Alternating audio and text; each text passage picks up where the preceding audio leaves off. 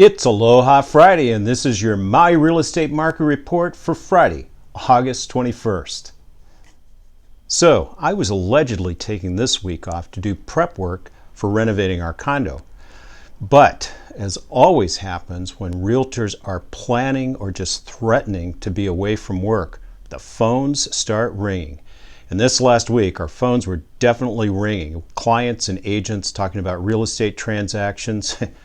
That is a joyous sound, and we're happy to answer those phones anytime, anywhere. The other things that have been ringing my ears this week are the updated unemployment numbers, the number of COVID cases in Hawaii, and the state and county's plans to get things reopened. COVID cases in Hawaii may have peaked, but we're still averaging over 200 cases daily. Maui also had an outbreak in the hospital. After all, that's where the sick people are, and we actually had 20 cases one day. And Maui County is taking COVID seriously, cracking down on visitors who violate the 14-day mandatory quarantine.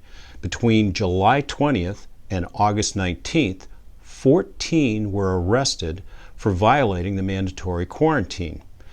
And the people here on Maui are taking COVID seriously as well. Masks are ubiquitous, and everyone we see just about is wearing or carrying a mask with them. We want to get back into business. And speaking of getting back to business, the official unemployment rate for Maui is now 23.4%. Well, that's down from May when it was 35%, but it's back up again since June. And I have to say, the 23%, that's surprising to me. From walking up and down Front Street to driving around and walking around Ka'anapali, and especially talking to local business owners that I know who talk about how many of their regulars are out of work, well, 23% really feels more like the number of people who are employed as opposed to the ones who are unemployed.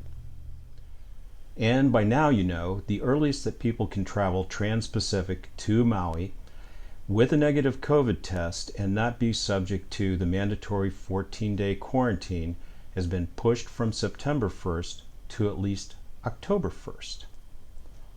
So what's the plan now? It's evolving. The phrases we'll be hearing a lot in the next few weeks are bubble resorts and geofencing. So a bubble resort, to continue the Hotel California theme, is literally a resort that you can check into anytime you like, but you know the rest. And a geofence, well, that's a wristband that you wear so that if you break the bubble barrier, the authorities will be notified. Now, aside from the obvious challenges that you can see in that, talking to a few GMs, it sounds like the minimum to get this kind of a program up and running is going to be about $500,000. So that may not be a fix. It may not even be a Band-Aid. With that, visitors won't be returning to Maui anytime soon, and our unemployment picture isn't pretty.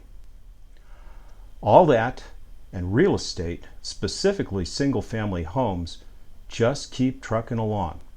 National Association of Realtors reported that sales were up in July 25%. And here on Maui, single-family homes just keep going along about as fast as supply will allow. Condos, they're a little bit different. How different? Let's do the numbers. Total sales dropped back into the 40s. They haven't been that low since the second week of July. 22 of the sales were single-family homes, which is actually quite strong given the inventory, and we've been talking about that for weeks. Actually, it feels like years.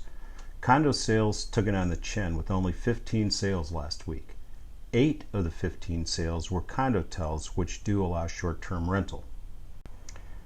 After a spectacular week last week, pendings came back to earth with 54 new properties going under contract.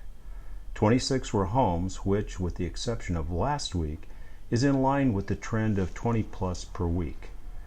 There were 20 condos that went under contract, which is in line with June and early July. I'm thinking the extension of the quarantine had an impact on condo sales, and many of our off-island buyers are in markets that are currently being affected by fires, so they have their minds on probably more urgent matters. There were 92 new listings last week, but only 29 were homes, and the median asking price for those was $1,650,000. That doesn't help our supply situation very much. There were 50 new condos listed, but with 30 sold last week and 42 the week before, condo inventory is still pretty balanced, at least for now. 8 listings expired during the week, and interestingly enough, 4 were homes with an average median price of just $498,000. So what's the rest of the story? There were 2 on Lanai and 1 was in Hana, not the most populated areas, which could be a plus. Just 1 condo expired without selling. There were 44 homes pulled from the market, also known as canceled. But there's a story behind that as well, and it's going to mess up some of our stats for the next week or more. There's a little change going on in the broker community. So some agents are leaving brokerage A to join brokerage B. When they do that, all of their listings tend to get canceled, thus the high number of cancellations. And then they get relisted at the new brokerage. So when they get relisted, we'll see a jump in the listings category. Both are artificial, so we'll pay attention to that anomaly. That's our real estate market report for the week.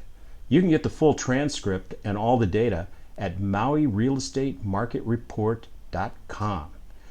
Thanks for watching. Feel free to leave us a comment, give us a thumbs up, and until next time, stay well, be safe, and aloha. Ask your doctor if Maui is right for you.